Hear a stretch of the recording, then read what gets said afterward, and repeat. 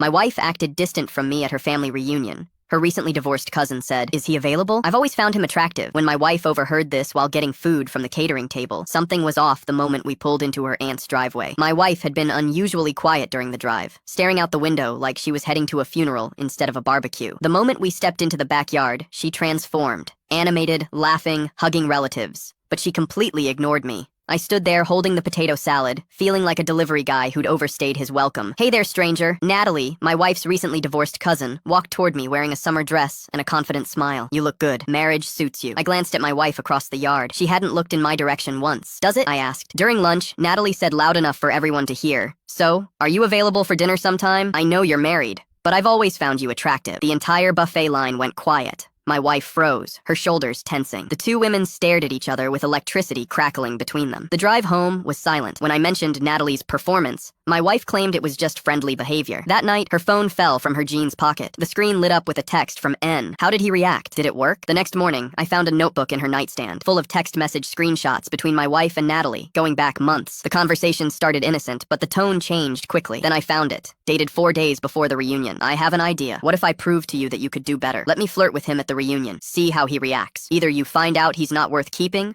or you finally appreciate what you have." The whole thing had been planned, a test. Over the next week, Natalie appeared everywhere. The grocery store, the restaurant, even my workplace. Finally, she called requesting to meet at the park. "I want you to leave her and come live with me. I've got a house with no mortgage, enough money to last forever." "Natalie, how many more years are you going to spend in a marriage that doesn't make you happy? Did you think that scene at the reunion was my idea?" She's the one who suggested it. That Sunday, I confronted my wife. "Natalie mentioned you two have been talking about our marriage. Her comment at the reunion, was that part of your venting session?" She stared at me, deciding between lying and coming clean. Maybe I wondered what would happen if someone else showed interest. "So,